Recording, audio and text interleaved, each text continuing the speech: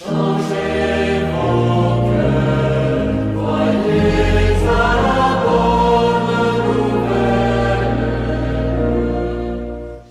Chers sœurs et frères en Christ, recevez mes chaleureuses salutations en ce mercredi 5 mars où nous débutons un nouveau temps liturgique, le temps de carême.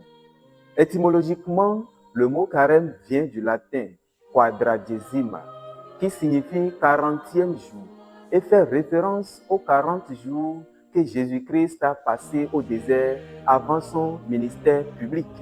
Luc 4, versets 1 à 13. La tradition de l'Église nous révèle que le carême remonte au début du IVe siècle. À l'origine, tout s'est organisé autour de Pâques.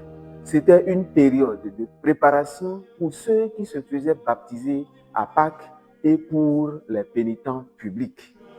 Le carême plonge aussi ses racines dans la tradition hébraïque et fait recours notamment aux 40 années d'errance des Israélites dans le désert avant l'entrée dans la terre promise. Nombre 14, 34. Aujourd'hui, le carême est adopté comme une période de préparation pour Pâques, en mémoire de la passion, de la mort et de la résurrection de Jésus. Le mercredi des cendres marque le début du carême. Il est célébré 46 jours avant Pâques, incluant les 6 dimanches qui ne sont pas comptés dans les 40 jours de jeûne. C'est un jour de pénitence où nous recevons des cendres sur nos fronts. En signe de repentance, ces cendres proviennent traditionnellement de la combustion des rameaux bénis du dimanche, des rameaux de l'année précédente. Les lectures scripturaires de ce jour nous offrent une feuille de route spirituelle pour aborder le temps de carême avec profondeur et authenticité.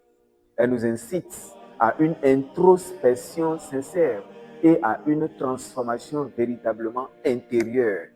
En effet, dans la première lecture, le prophète Joël nous exhorte à une conversion authentique et à un repentir sincère. Il nous interpelle à déchirer nos cœurs et non nos vêtements, soulignant ainsi l'importance d'un changement intérieur profond. Joël invite le peuple de Dieu à retourner à Dieu de tout son cœur par le jeûne, les larmes et le deuil. Ce texte nous rappelle que le carême n'est pas seulement une période de pratique externe, mais une opportunité de renouvellement spirituel et de pénitence profonde. Par ailleurs, l'apôtre Paul, dans la deuxième lecture, nous exhorte à la réconciliation avec Dieu. Il nous appelle à embrasser une nouvelle vie en Christ, qui a pris sur lui le poids de nos péchés pour que nous puissions être justifiés devant Dieu. Ce passage met en lumière l'importance de la réconciliation divine, nous incitant ainsi à profiter de cette période de carême pour examiner notre conscience et rechercher le pardon de nos fautes. L'apôtre Paul nous encourage à saisir ce moment de grâce pour renouveler notre relation avec Dieu et vivre pleinement notre foi. Enfin, dans l'Évangile, Jésus nous enseigne la discrétion et l'humilité dans la pratique de la justice, de l'aumône et de la prière et du jeûne. Il nous met en garde contre l'hypocrisie et l'ostentation, nous rappelant que Dieu voit ce qui est fait en secret et récompense en conséquence. Ce texte nous invite à pratiquer nos dévotions de manière humble et sincère, cherchant à plaire à Dieu plutôt qu'à attirer l'attention des autres. Jésus nous enseigne que le véritable carême se vit dans l'intimité de notre relation avec Dieu, loin des regards et des jugements humains. Que ce temps de carême soit pour nous un temps de grâce, de renouvellement spirituel.